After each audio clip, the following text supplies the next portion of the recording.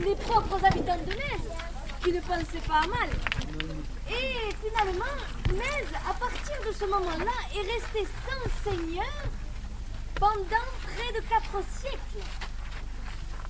Les seigneurs n'étaient autres que les évêques d'Agde qui, de loin, regardaient Metz. Mais bon, ce qui les intéressait, eux, c'était d'avoir les terres et de pouvoir en retirer les bénéfices. Sinon, ils laissaient finalement les gens d'ici administrer les choses comme ils l'entendaient. Alors, un certain De Muret prit cette opportunité. Il n'était pas noble, mais en 1660, un titre de noblesse s'achetait facilement. C'était finalement le plus facile à obtenir si vous aviez de l'argent. Et à force de persuasion et puis de graissage de pâte, eh bien, il obtint le fameux titre tant convoité. C'est que cet homme avait eu l'intelligence d'acheter ici ce terrain qui était, comme vous pouvez le constater, bien à l'extérieur de nos vieux murs, puisque Metz était entouré de remparts, qui allaient à peu près jusqu'au niveau de l'église Saint-Hilaire, justement, où nous nous rendrons après. Donc ici, c'était vraiment la campagne. Alors, ce Muret, eh bien, il acheta ses terres. Il se fit construire une petite ferme, et puis, progressivement, un magnifique château.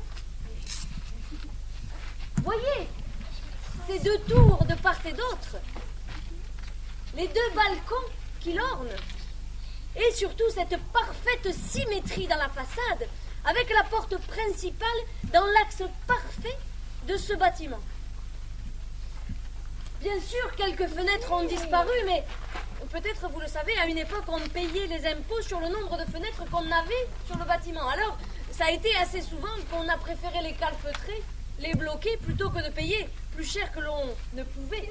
Mais on continue à payer les impôts maintenant. Hein? Bon, vous, l'anglais, maintenant, ça va, hein, on a compris. Hein? Vous alors, n'arrêtez pas de parler. C'est mon rôle. Ah, yes. Juste une chose, vous peux dire to be or not to be, that is a question. Hein, vas-y, redis-lui. L'anglais, c'est bon, hein? Oui.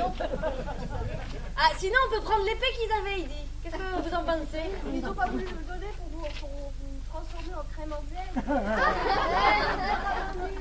Allez-y, madame l'hôtesse, allez-y. Alors, ce château, magnifiquement restauré d'ailleurs, vous voyez que l'enduit est tout frais. On l'a fait pour protéger, bien sûr. En 1660, on n'aurait jamais eu un enduit pareil, ni des volets de couleur bleue. Mais bon, en tout cas, ça permet aujourd'hui de le protéger. Non, à l'origine, les pierres étaient apparentes, et c'était le plus chic château de toute la région. Un petit Versailles, quoi. Bon, c'est quand même... Bon, Versailles, c'est mieux, je vous l'accorde, mais... On fait ce qu'on peut. La maison Phoenix.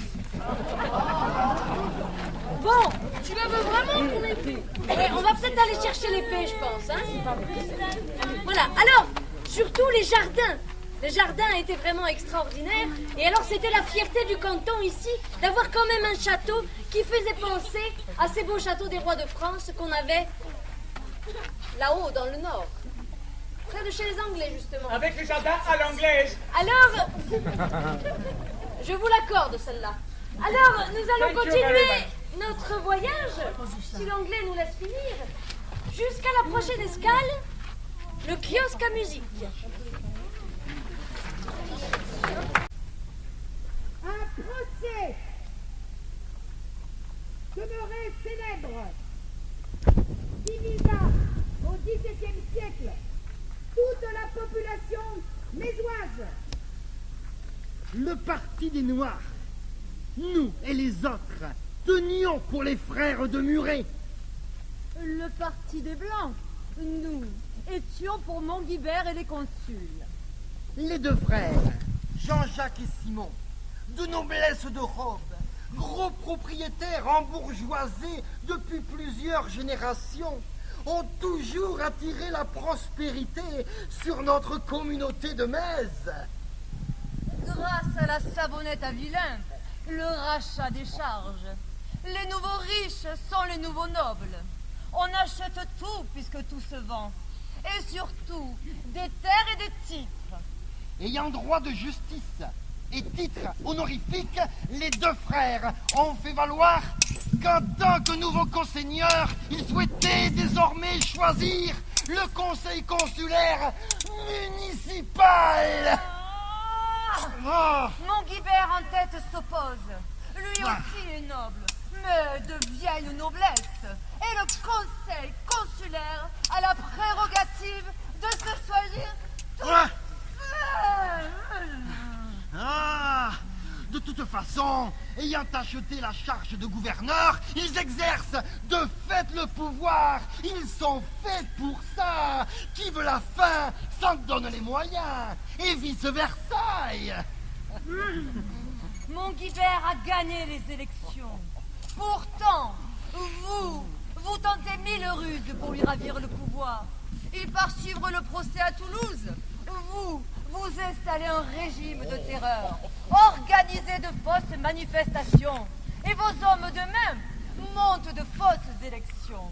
Le dénommé Pierre Guet est votre capitaine en infamie, mais pourtant, il ne l'est guère.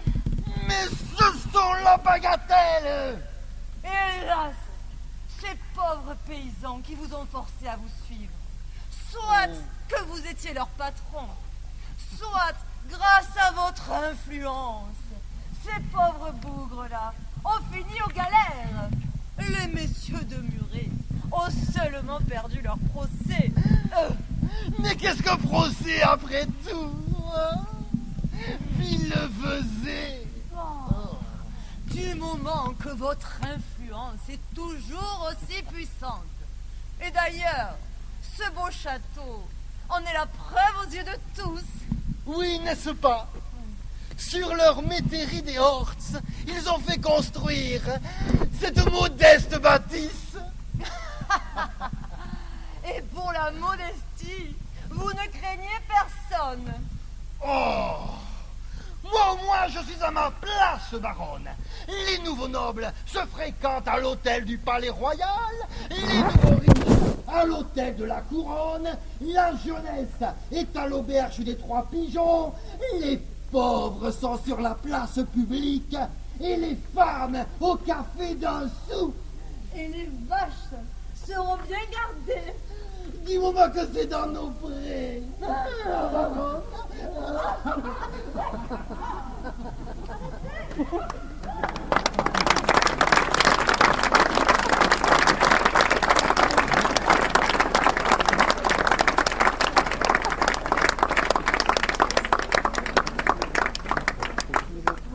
Alors, messieurs, dames, si vous voulez bien maintenant vous retourner.